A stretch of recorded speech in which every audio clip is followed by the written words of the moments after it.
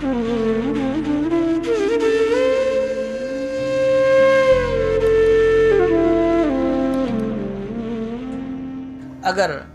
भागवत के सामने से कोई जाता हुआ व्यक्ति, उसको 1 सेकंड का भी वास्तव में यदि समय नहीं है, अगर वो भागवत के बहुत दूर से भी जा रहा है, उसको पता है यहाँ भागवत हो रही है, तो भगवान कह रहे हैं दृष्ट्वा भागवतम दूरात, दूर से भी अगर कोई भागवत को प्रणाम कर ले, भगवान कहते हैं मैं उससे भी प्रसन्न हो जाता हूँ। और प्रक्रमेत सम्मुखम ही यह, यदि वह सम्मुख आकर प्रक्रमेत परिक्रमा भागवत की कर लेता है, भगवान कहते हैं फिर तो कहना ही क्या।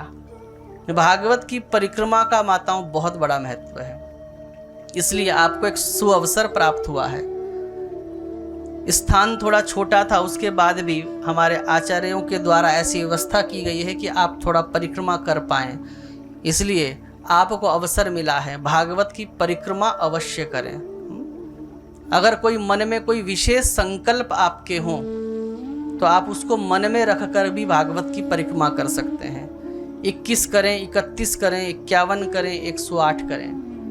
108 एक साथ तो नहीं कर पाओगे, चक्कर आ जाएंगे। तो ऐसा कर सकते हो जैसे एक दिन 21 कर ली, दूसरे दिन मतलब उसको जोड़ते रहिए 7 दिन में मतलब आपकी 108 अगर परिक्रमा हो जाती हैं। अगर कोई विशेष मन में कोई कष्ट हो, रोग हो, कोई पीड़ा हो या कोई संकल्प हो, पूरा न हो रहा हो, इस भावना से आप भागवत की प्रातः काल आकर भी सुबह आइए, 5 बजे आइए, 6 बजे आइए, आपकी इच्छा है भाई। जब कुछ पाना है तो कुछ तो त्याग करना पड़ेगा, तो आप ऐसा भी कर सकते हैं, क्योंकि स्पष्ट लिखा है प्रक्रमेत सम्मुखम यह।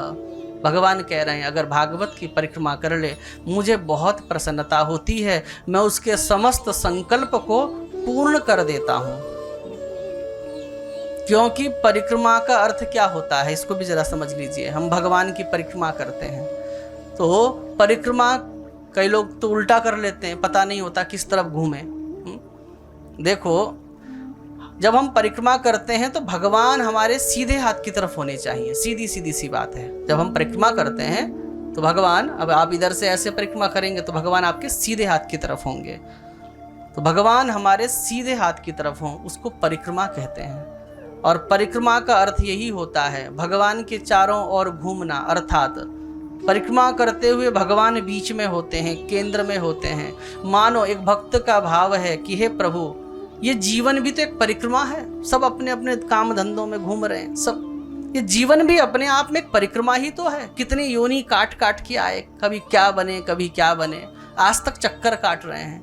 तो परिक्रमा का भाव यही होता है, प्रभु कितने चक्कर कटाओगे, चलो कोई बात नहीं, हमारे कर्म वश अगर हमें चक्कर आप कटा भी रहे हो, बस इतनी कृपा करना, हम कोई भी चक्कर काटे हमारे केंद्र में आप हों, हमारे सेंटर में आप हो, हमारी दृष्टि हमेशा आप में हो, बस इतनी कृपा करना। यही परिक्रमा का अर्थ होता है। और क्या भगवान कह रहे हैं, पदे पदेष्वमेधस्य फलम प्राप्नोत्य संशयम। जब हम परिक्रमा करते हैं तो एक एक कदम पर हमको एक एक अश्वमेध यज्ञ का फल प्राप्त होता है।